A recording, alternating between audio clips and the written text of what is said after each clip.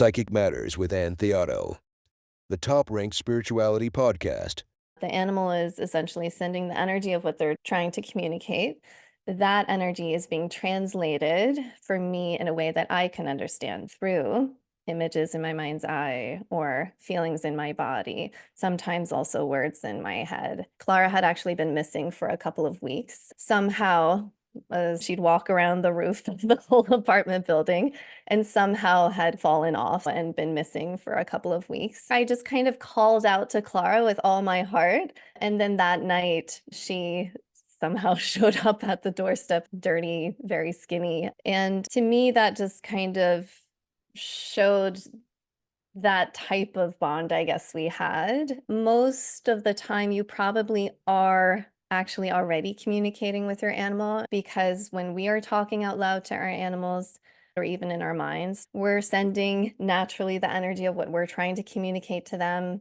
And they're often trying to send the energy of what they're trying to communicate to us.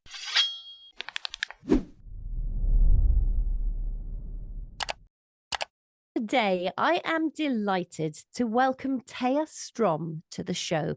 Thea is a psychic medium, animal communicator, teacher, and author who has been professionally practicing her unique gifts for many years, both locally and internationally. Having developed a profound understanding of psychic gifts and a commitment to helping others through mediumship, Thea is here today to share with you her wealth of experience, particularly focusing on animal communication. She is the author of a wonderful book, which she very kindly sent me prior to our interview and which I simply couldn't put down. I've got it right here. It's called Animal Intuition: Communicating with Pets, Animal Spirits, and the Energies of the Natural World.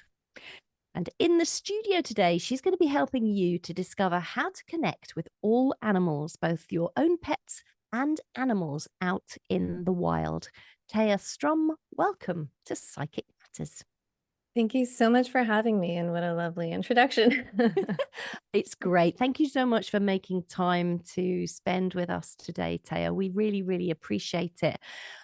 Let's just start by asking you, how did this animal communication begin for you?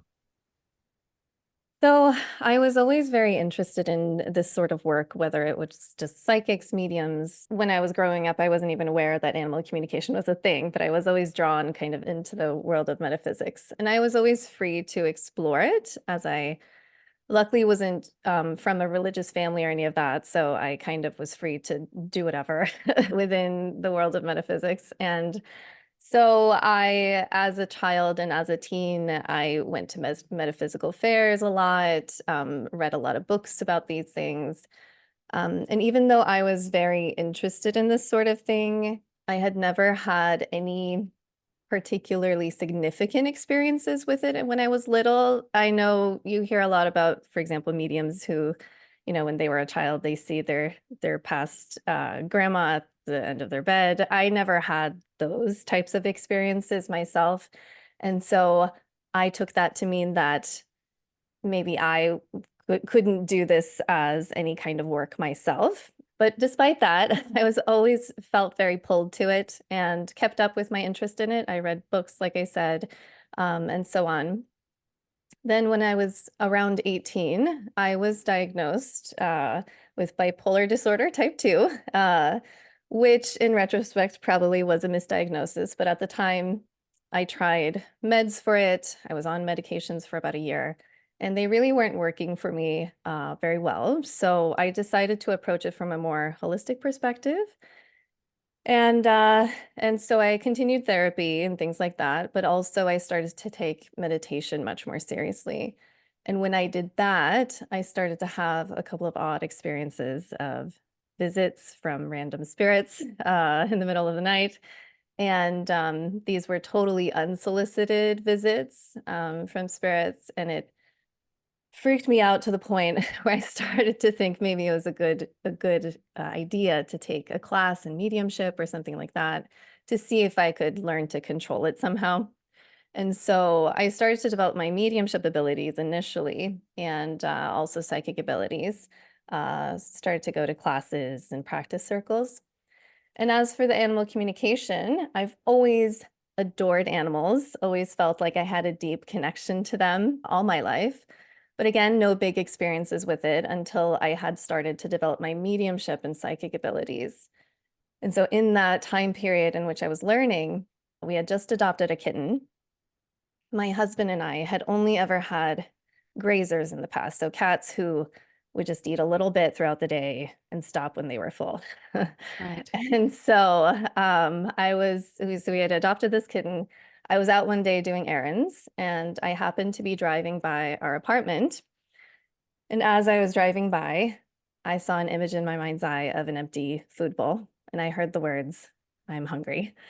And it came so out of the blue. I hesitated, but because it was so out of the blue, I knew for a fact that the cat's food bowl was full when I had left that morning. But just in case, I went home just to see what was happening. And I got home, and sure enough, the food bowl was totally empty. Our kitten was sitting right next to it with a very full tummy and still looking at me for more food. And so I learned pretty quickly that, that kitten was not the type to just graze. And and so that was kind of my first experience, a little randomly, really, with animal communication, where my cat had reached out to me using her abilities to let me know that she was starving, quote unquote, starving.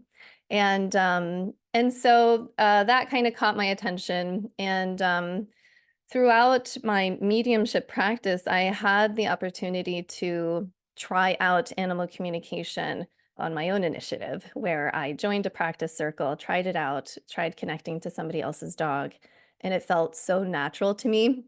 It flowed so easily, and I just fell completely in love with it. And from there, really, I just started to continue to practice it, reached out to others who had animals, and yeah, just kept the ball rolling from there. Yeah, beautiful. What a lovely beginning and very, very interesting. I think it's quite reassuring to know that it hasn't been with you all your life and it's something that came a little bit later on. Going back to that childhood that you spoke of, were the people that were around you very supportive? Were they quite spiritual people? Or did you have a spiritual upbringing? Yeah, so I consider myself lucky in that we weren't religious because I see today lots of my own students who do come from a religious background. It's a huge hurdle to cross over in order to allow themselves to experience their abilities. But my parents were always encouraging of my own interests, whether that was, things just like dance or things within the metaphysics. And they always, if I asked for a certain book, they'd get that for me, that kind of thing. And then when I was around 12 years old, at the time, my dad was living with a woman who was a medium and a psychic and an animal communicator. And she would actually go on boat trips in the Bahamas and take people with her to go swimming with dolphins. And she would use her own animal communication abilities during these trips to facilitate the meetings with the dolphins. And one summer, I came to visit my dad while he was living with her. And it was like a magical wonderland of getting to step into her life and see what she did. And I consider that point really the time that really helped ignite this kind of passion for this kind of thing. And I think that's probably the experience that kind of kept pulling me back towards it too. I mean, wow, not everyone has a stepmom who does that kind of thing, right? Yes, to be clear, she wasn't my stepmom and they weren't dating. They just happened to be living together. Oh, fine. Okay. Yes. But still, to have, Well, another like an adult auntie. around Yes. you, yeah, who Yes. can lead you in that path must have been very, very special, very unique, I would say. In your book, Taya, you mentioned that animals don't send words, but they send the energy of what they're trying to communicate. Can you say a little bit about how they speak to us? Yeah, I think a lot of people have this idea that it's a little bit like Dr. Dolittle, that when I'm connecting to an animal, I'm hearing full sentences from the animal, or like I'm walking down the street and I can hear the animals talking out loud to themselves. And it's not quite like that. So when I am doing animal communication and connecting to an animal, inviting them into a conversation, The way I understand it is that the animal is essentially sending the energy of what they're trying to communicate, and then that energy is being translated for me in a way that I can understand that, and it will be translated through images in my mind's eye or feelings in my body, sometimes also words in my head. So typically it's a combination of things, but seeing as how animals don't speak English necessarily. I mean, some do understand a lot of English words, of course, but in general, they don't speak language like we do. They're sending essentially the energy of what they're trying to communicate. And then we understand that through those impressions that we're getting. And do we need their permission, Thea, to speak to them? Not necessarily, but I do find that permission is a really important part of it. When it comes to animal communication, I always encourage people to ask the animal if they're open to communicating. First of all, just as good manners. And the more you can show some reverence towards the animal, the more open they'll be to communicating with you as well. And also just being clear that it's always up to the animal whether or not they want to communicate with you, too. I have had several instances in which somebody scheduled animal communication with me and we try it out, and the animal's just not into the communication that day. And they would rather take a nap during that time. And so we have to reschedule at a time that works for the animal. And so it's not, I can never force an animal to take part in a conversation, but asking for permission from the animal is absolutely, I find, necessary to have a good experience. Yeah, I think that's lovely to ask if they're ready to talk. That's really beautiful. So, Taya, I know that you had this wonderful connection with a cat of yours. You mention her in the book called Clara. And the relationship and connection you described with her in your book was one being unforced and natural. And I thought that was really beautiful and gentle. And I wonder if you could maybe share a little bit more about the dynamics of that beautiful bond you had with that particular animal. So Clara was a cat that came into my life when I was around 9 or 10 years old. And we had the type of connection that I think many people have with their animals, actually, which is you're naturally communicating, but it's not necessarily in a conscious way. So you kind of know your animal to the point where you can feel their feelings for you, they can feel your feelings for them. And it's a type of bond where you don't necessarily need to be talking consciously with each other. It's just kind of this natural bond in that way. So we had this type of bond where she was really my best friend for many, many years. And around that time, around 9 or 10, we would go out into the yard, and we had this space out in the yard that was just filled with these super tall grasses. And we'd go out there and we'd play Marco Polo. I'd go and hide, and she'd meow, I'd meow for her to find me. Then she'd find me, and then she'd run off and go hide in the grasses too. And then I'd come and find her. And this was a deep bond that we had over the years. Eventually, I had to move out from my mom's house. And at the time, the best fit was for her to stay with my mom. And after a couple of years of me living out of the home and, of course, coming back to visit a bunch, one time I came back to visit, and Clara had actually been missing for a couple of weeks. Somehow, as my mom lived in these apartment buildings, and she had a veranda that went out, and Clara could kind of access the roof, and she'd walk around the roof of the whole apartment building, and somehow had gotten off of the building, fallen off somehow, and been missing for a couple of weeks. And so I went home to visit my mom. And when I was there, I just kind of called out to Clara with all my heart. Again, this was before I had started to learn animal communication, but just thinking about Clara and calling out to her and asking her to come home or try to find home again. And then that night, she somehow showed up at the doorstep of these apartment buildings, dirty, very skinny, after a couple of weeks gone. And to me, that just kind of showed that type of bond, I guess, we had. And I think that's very much something that like I said, everybody has or can have with their own animals. It's kind of this understated connection and communication you have. And I always say to people too that most of the time you probably are actually already communicating with your animal and you're already picking up on things from your animal intuitively. Because when we are talking out loud to our animals, whether it's out loud or even in our minds towards our animals, we're sending naturally the energy of what we're trying to communicate to them. And they're often trying to send the energy of what they're trying to communicate to us. And we're picking up on those things kind of subconsciously a lot of the time too. And so I already believe that most of us are already doing some form of animal communication, even if it's not in a conscious way. Yeah. Yeah, that's really beautiful. What do you think, in your experience of speaking with many different types of animals, what sort of things do they say? You know, what do they want to talk about or express? Great question. And it will very much depend on the individual, obviously, because they're all individuals, just like all of us. And so in my sessions with people and their animal companions, it could truly be about anything. Most of the time, it's about the things that are just kind of top of mind for them, which are just the necessities of life. You know, how do they feel about their food, their likes, their dislikes, how they're feeling in their body, if they have pain anywhere that they want to bring their humans' attention to, how they feel about the other animals in the home, how they feel about their humans, that relationship. And really, it's just the things that they would like to tweak in their life that's going to help bring them more joy or more satisfaction. Sometimes they'll want to talk about behaviors that they do that they feel like their human is confused by and that they want to work on with them.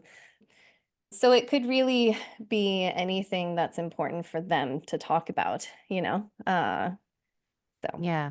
Yeah, sure. Well, of course, it all makes total sense, doesn't it, when you think about it? I think I've had a couple of experiences with two different animals, and I wonder if there's something whereby an animal can know the future or know what's just about to happen before it happens. And the two incidents I will say briefly is once upon a time, several years ago, I had the great good fortune to ride a racehorse completely Mm. by accident on a beach down in Dorset.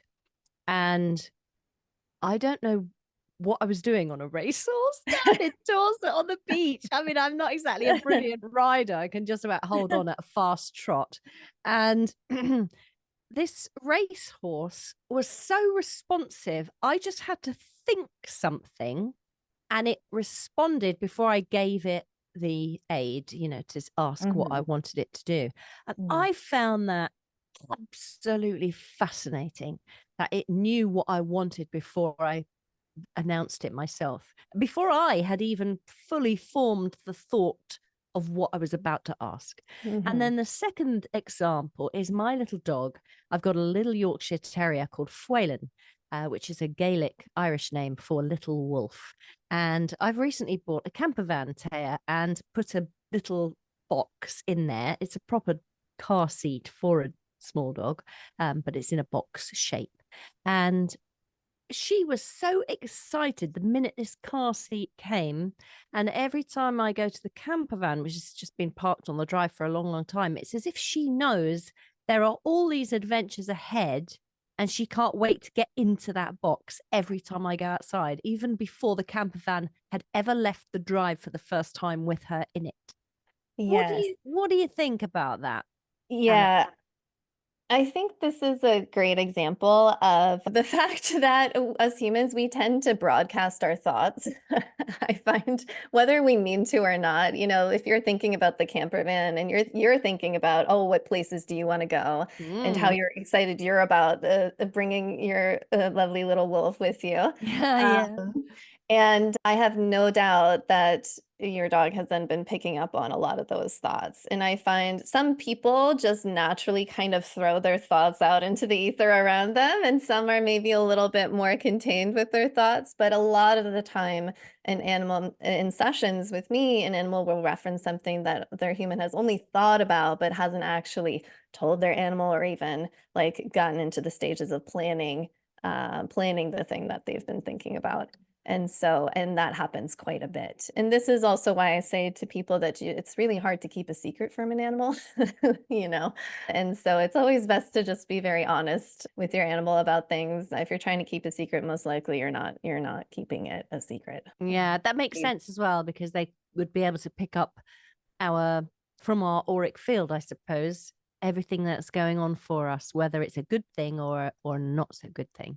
Yeah, absolutely. Yeah. And some animals, I find that each animal, because they are very much individuals, they each have their own sort of things that really interest them. And some seem to be very interested in kind of the things that are going on in their human's life. And sometimes they'll even reference things that have happened in their human's life that they're aware of, but that hasn't actually happened around the animal. So, for example, a big change in their human's work situation, the animal knowing about that, even if that's something that's only happened at work, for example. Yeah, it is fascinating.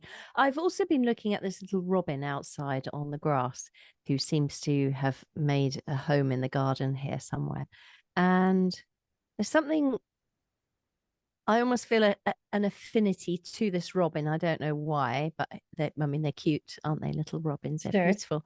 But if I was to go outside the back door or even stand at the kitchen window and try to communicate with that robin, what sort of things might they say? I mean, it's all right for a pet because they know me, but what would the robin want to talk about? You'd really have to check with that robin, I guess. But I think that's really one of the main differences connecting to wild animals versus connecting to people's animal companions, because first of all, there is no human companion for that animal to like want to share something with. You are just a true stranger to that robin, Yes. unless they've started to bond with you, through Yeah. their habitation there. But so there's no need on the wild animals end to communicate anything to you per se, Yes. most likely. And so truly it's just curiosity and need on the human's end who wants to communicate to that animal. But I think it very much depends. Sometimes with wild animals, it can be that they want to figure something out in terms of making the cohabitation more pleasant for both of you. Sometimes wild animals will, set up a house in your own house or right outside your own house, and that might not necessarily be the best fit for you. And I find that animal communication can sometimes be useful in trying to find a good middle ground or helping to encourage the animal towards a different spot that is actually a better fit for them potentially. Mm. Well, yeah, that robin, that I don't know. You'd have to see. I'll report back once Yes, I'd love yes. to hear it. Just like with animal companions, each wild animal has their own personality and their own interests too. And I'm sure that some of them are curious about humans as well, in the way that we're curious about them. And so they might be much more open to connecting than maybe a wild animal that has no interest in a human. I had another really interesting experience here several years ago where I had an allotment, which is like a little small garden space outside in London that I could grow fruits and vegetables in. And I Hmm. had a shed at that allotment, and right inside the doorway and under the floor, wasps had decided to build their nest. And Yes. I wasn't very enamored about that because I needed to go in and out of that shed all the time. Yeah. But there was some communication that went on between me and this nest of wasps where there was this almost, I won't attack them, smoke them out, get rid of them if they don't sting me. I will Hmm. allow them in and out, and they will allow me in and out, and we will just work together.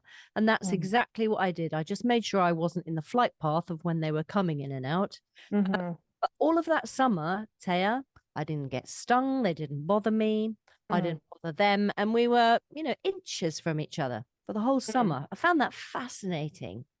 Amazing. I commend you. I have a bee allergy. I don't know that I could Ah, stay as that's slightly calm. different. Yeah, if you've got allergy, yeah. I tend to panic. So yeah. Yeah. Yeah, it was interesting. I was wondering if you can speak to a species as a whole, as a group, as a communion of, animals or Absolutely. insects. Yeah, absolutely. I think, in that, especially with like things like, groups of insects or groups of wasps or that kind of thing, I do find that it is much more like connecting to the whole group of them versus the just individual wasp per se. Yeah, I found it was such a beautiful experience, and I was so glad I didn't I didn't kill them. I hate Yeah. killing things. It plants, animals, weeds. I'm terrible. I let Mhm. everything live. Let it live. It hasn't done you any harm. So Taya, going back to your beautiful book, in here you speak about the merging of bubbles. Can you maybe Mm. explain what you mean by that for people? Obviously, they're going to go and buy your book and find out exactly what you mean, but give us an idea. Yeah, so there are a few different ways of going about with animal communication, techniques and practices. And one of the basic techniques that I also talk about in my book is connecting out heart to the animals. So you might visualize even a light connecting out from your heart to the animal's heart, and then sending them lots of loving thoughts, asking for permission to communicate, seeing if they're open to connecting with you, and so on, and then inviting them into the conversation. And then the technique you're talking about with merging bubbles is another one, which is where after you've connected to the animal, you might want to get a clearer sense of what it's like to experience things in that animal's body. So this could be a technique in which you might get a clearer sense of if they have pain anywhere or what's going on, and also how do they experience life. And so merging bubbles is essentially a visualization technique where you might visualize that you have your own sort of bubble of light around you, or you can think of it as your energy field. And then the animal has their own energy field around them or a bubble of light around them. And you can visualize those two bubbles of light merging together to become one. And like I said, this is a good technique to use to sort of get to experience what it's like to be in their energy or be in their body. I have used this technique even to kind of see what does it look like seeing out the animal's eyes. Sometimes the animal's human has questions about if the animal can see well still, for example. And so sometimes I'll use this technique for that to just kind of see, okay, what does it look like actually to see out of the animal's eyes, and how can they see, what areas of their sight are better or worse. So that's kind of the gist of that technique is it's really based in a visualization, but the visualization just helps you set the intention of merging energy fields essentially with the animal. Exciting, exciting. I'm going to ask you to give us a short exercise in a moment to help us communicate, but we'll come to that. But before we do that, tell me as well, what are your thoughts about communicating with animals? Okay, when they're alive, that's great. But what about mediumistically, when they're in the spirit world? How can we communicate with them in that way if we've lost a pet, say, for instance? I find it's very much a similar experience to connecting to those that are living. The only difference is that those animals no longer have a body. So when you're connecting to a living animal, you are connecting with your soul to connect to that animal's soul. When you're connecting to those who have passed away, same thing, you are connecting with your soul to that animal's soul. Just so happens they don't have their bodies anymore. And so when we're connecting to those who have passed away, their communication to us is coming through those same impressions, those same psychic impressions. So images in our mind's eye, feelings in our body, sometimes words in our head as well. And often, there's this question of like, why would they want to connect to us anymore once they've passed away? And it's truly because they love us just as much as we love and miss them. And so I think that the ability to connect to your own animal companions that have passed away is something that everybody has, and you don't necessarily need a medium to do it for you. You already have that heart to heart, soul to soul bond and connection with them. And I find that even something as simple as sitting in meditation and inviting your past animal to come into your energy field can be a very simple and easy way to connect to them. The trick is, of course, or the tricky part really is that when we've lost an animal companion, there's a lot of grief surrounding it, and that can make it harder to stay objective with the communication coming through from our animal. With the grieving process, people tend to get caught up in thoughts of feelings of guilt around maybe not being there as much as they wanted to for their animal, or guilt around some of the choices they had to make for their animal companion. And those types of things can really muddy the waters a lot in terms of the communication. And it makes it hard to then actually feel the true communication coming through from their past animal. So, in those cases, if you find that you're going through a really difficult period with your grief over the loss of an animal, you might want to give it a little bit more time actually to let yourself process some of that grief first before actually sitting down to actively invite in your animal to communicate. Do you think they can then go on to become our spirit guide? What is your thoughts around that? I absolutely do think they can. I don't think it's a given every time. I think that it's very much up to the individual animal. I find that sometimes when an animal passes, they'll check in with their humans still and they'll still kind of visit them, but they're not necessarily taking a very active role around their human and helping guide their human necessarily. And then some animals are all about that. They want to be part of helping their human in all kinds of ways, helping their humans with their relationships or their work even, and so on. And so some very much do become part of the human spirit guide team. Mhm. And do you think they can also be reincarnated? What are your thoughts around that? Yeah, it's a controversial topic within animal Yeah. communication, I find. Also amongst animal communicators, we're not all going to agree. In my experience, again, it is very much up to the individual soul. And some animals, when they cross over, they decide to stick to the spirit world for a good long while. And they want to be there once their humans cross over too, to greet them and be together in the spirit world. And then I find that some individual animals, when they cross, they decide to reincarnate and often back into their human's life. It doesn't happen as often, or at least I don't see it happen as often. Probably what I see most is that an animal decides to stick to the spirit world for a long time. And but yeah, it has come up in sessions before. The animal does decide to reincarnate back into their human's life and will often give details around when it will happen or how it will happen, and those things then end up happening. As a medium myself, I have been contacted by people who have lost pets and they've Yeah. asked me to try to find out where they are. So Mm, I would be using my remote viewing skills, my psychic awareness, things like that.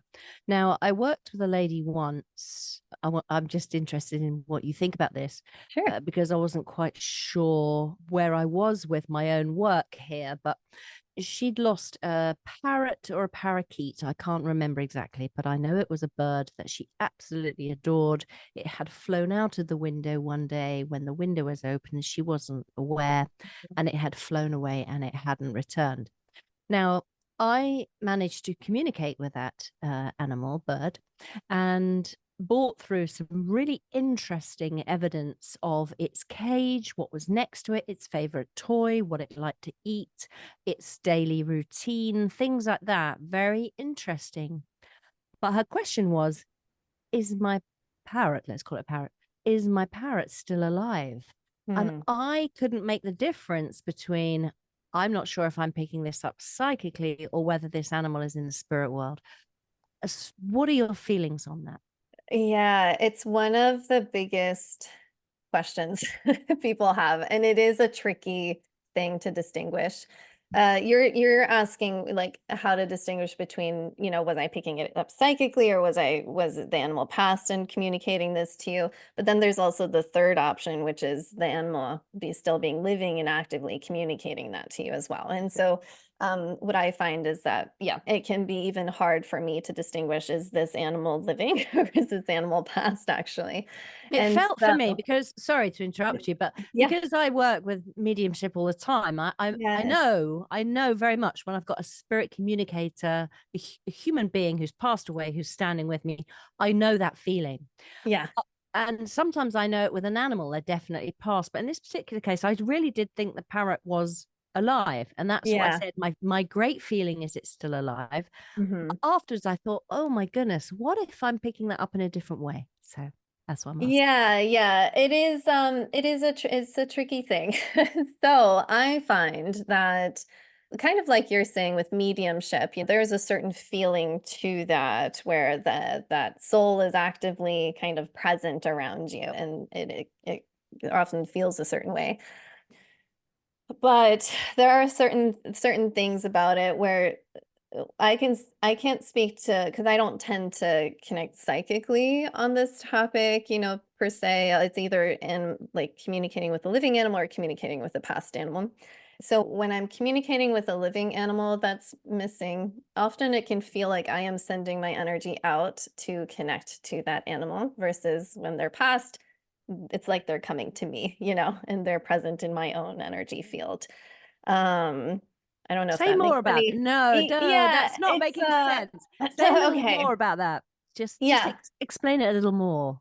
So with an animal that's passed, they're able to go wherever they want to, right? So for me personally, when I am connecting to those who have passed away, I don't have to send my energy out anywhere else. I can just kind of sit in my own room and they will come to me and connect to me and step into my energy field.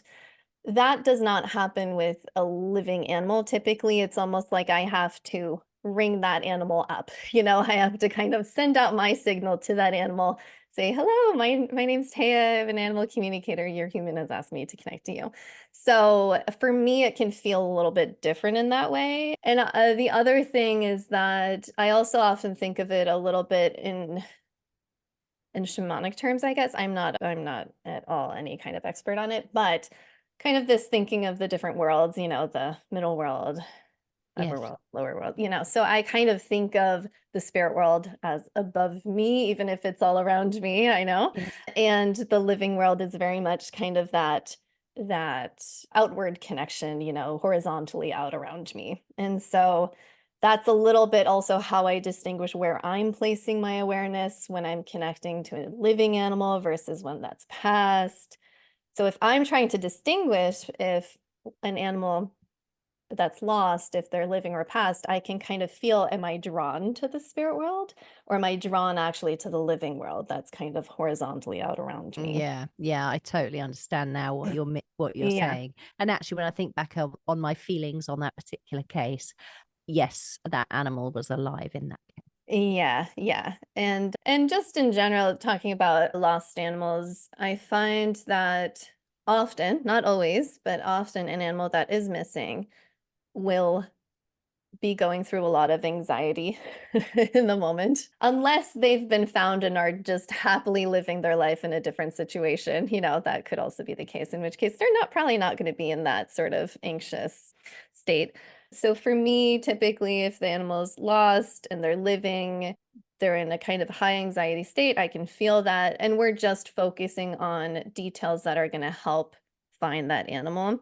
They don't usually have the bandwidth to share with me, their likes or dislikes in life. That's not usually the case. However, for you, it could be you were connecting psychically. It could be that that bird was talking to you, but also happy to be out and about as well. So it could be that that bird if they were communicating with you, that they had the bandwidth to talk about those things. Mm. But with an animal that's passed away, the communication tends to take on a little bit more of the flavor of a typical mediumship session, what their life was like, their connection with their human, their messages for their human, those types of things don't tend to be top of mind for an animal that's living and missing. Does that make Yeah. sense? Yeah, it does. But it could, like I said, there are cases in which the animal is lost and they're happily living with somebody who's taken them in and they're good and they have a little bit of that bandwidth to talk about those things. So it can be still a little bit tricky. Yes. Yeah. Thank you for that. That's very, very interesting. You spoke a little bit there about the anxiety of an animal that is lost. But what about animals that are living that have anxiety? If you're communicating with them, can you maybe say a little bit about animal anxiety? Yeah, it's a topic that comes up a lot within animal communication. And naturally, there are going to be some animals out there that struggle with anxiety, and sometimes it's due to the human world around them, big sounds and unexpected things happening in their environment that they're maybe not used to. There's always a range of anxiety. I always think about dogs when it comes to anxiety, but some animals will have be so anxious that, seeing a sock in a new spot in the home kind of sends them into a bit of a tizzy. And then, of course, some just have a little bit of anxiety about certain things. And so there's always a range of things. But I find that animal communication can be really useful tool, not necessarily always the cure for it, but a useful tool to use with animals that have anxiety, because you can really use your own communication to help reframe a lot of things for the animal that have been causing them anxiety. For example, with a dog, let's say, who is terrified of the dishwashing machine. Using your own communication to help explain to the animal and reframe to that dog how the dishwasher machine is actually something that really benefits everybody in the home, how safe and benign the dishwasher machine is despite the big sounds coming out of it, let's say. So using animal communication can be really helpful to reframe things, explain things, to help ease some of that anxiety. And also within, topics such as separation anxiety, which is quite common as well, especially for dogs, using animal communication to explain to the dog when you'll be back, if you're going to work, how many hours till you'll be back, encouraging them towards certain activities that are going to help keep them calm while you're gone. I typically, when it comes to separation anxiety, I tend to encourage the animals to think of that time away from their humans as their own extra downtime. So I encourage them to see that as extra time to just relax and nap and take care of themselves and their own energy while they wait for their human to be back. So it's both about reframing things as well as encouraging them towards certain behaviors that actually might benefit them more than just the pacing and whatever else they're doing that's expressing their anxiety. And what results do you get from that, Taya? It depends totally on the situation, obviously, and the individual animal. Like I said, anxiety can be a spectrum, and some animals have such high anxiety about a situation, let's say separation anxiety, where it is like they need a lot of support in a lot of different ways to help them manage that anxiety, where animal communication itself is not going to be the thing that is going to fully change that. They need support through medications potentially, or other sort of changes in their environment and training and so on, as well as the animal communication. But for those who have anxiety, let's take the example of separation anxiety. For those who are just worried about if a human is going to come back, let's say, or they're worried about just being away from their human, but it's not a full-blown panic attack kind of anxiety. then in those cases, animal communication can make a huge difference for them. And they can go, oh, okay, those are good ideas. I'm just going to lay down on the couch and just snooze while I wait for my human to come back. And I trust that, in the past, they've come back every time before. I can trust that they'll be back every time in the future as well. And Yeah. so like I said, it will totally depend on the individual animal and the levels of anxiety and what's causing that. But it can make a huge difference, actually, and I have seen it make a huge difference for some animals who just needed a little bit of a reframe or just a little bit of an encouragement towards other behaviors. Yeah, that's super lovely. I know at the very beginning of our chat, you were very kind enough to share with us that you are bipolar type Mm. 2. And I wonder if you've ever come across an animal that has similar feelings or exhibits similar things to you. Yeah, it's interesting. So with my bipolar disorder diagnosis, probably like I mentioned, is probably a misdiagnosis and is probably more like PTSD or something similar. But with animals, I do find that some animals, to me, I can sort of notice in the way their brain thinks and the way they're explaining things to me that there is a little bit of a wiring difference in their brains that are causing some of the issues that they're experiencing. So, for example, with some dogs, let's say, or other animals too, but some animals, sudden aggression, for example. Sometimes I'll feel that that is kind of a wiring thing.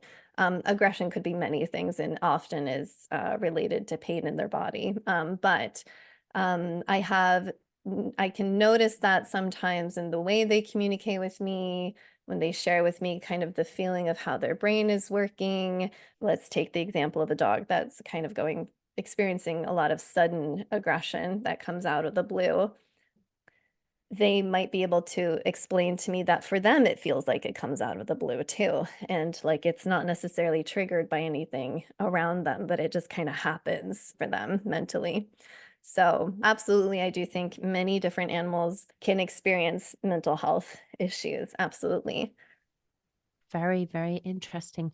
Taya, thank you. Just before you go, I would love it if you could maybe give everybody listening or watching on YouTube um, a small exercise that they might be able to do at home to communicate with their own pets. Absolutely. Do you want me to talk everybody through it as a meditative kind of exercise or just give the gist of it? Oh, I don't know. Okay. Well, how long does it take? Let's put it that way. Well, I can keep it short, but yeah, I'm happy to do it either way. Well, if a couple of minutes, let's say, Okay. just so people can Yes, give it a try, be lovely. absolutely. Okay, so if you have an animal companion around you, I would encourage you to sit down with them at a distance that you know they're going to be feel comfortable with, and take a few deep breaths and close your eyes, and just take a moment to get centered in your own body. Just kind of feel what your own body and your own energy feels like right now. And then I want you to bring your awareness to the center of your chest, to your heart center there. And just know that there's a bright ball of light there at the center of your chest. And it's okay if you can't visualize it clearly, just know that it's there. And then I want you to take a moment to also feel into your own feelings of deep love and appreciation for your animal companion. And feel free to do this with the wild animal as well if you don't have any animal companions yourself. And just feeling into that feeling of just love and appreciation for your animal companion. You might see or feel that light at the center of your chest now expanding out, big and bright, and expanding it out to connect to your animal companion's heart center. Just setting the intention of sending out your heart center energy to connect to your animal's heart center. And as you do so, just sending them lots and lots of love, just sending them feelings or thoughts of love, thinking warm, loving thoughts to them.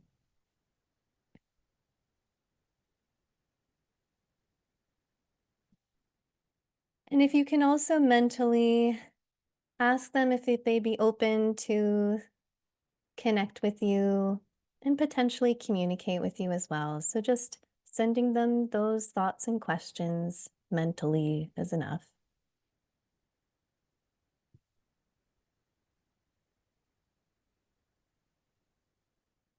And then just allow yourselves to sit in that connection there, continuing to send them lots of loving thoughts without any pressure of receiving any communication in return, just sitting there open to it.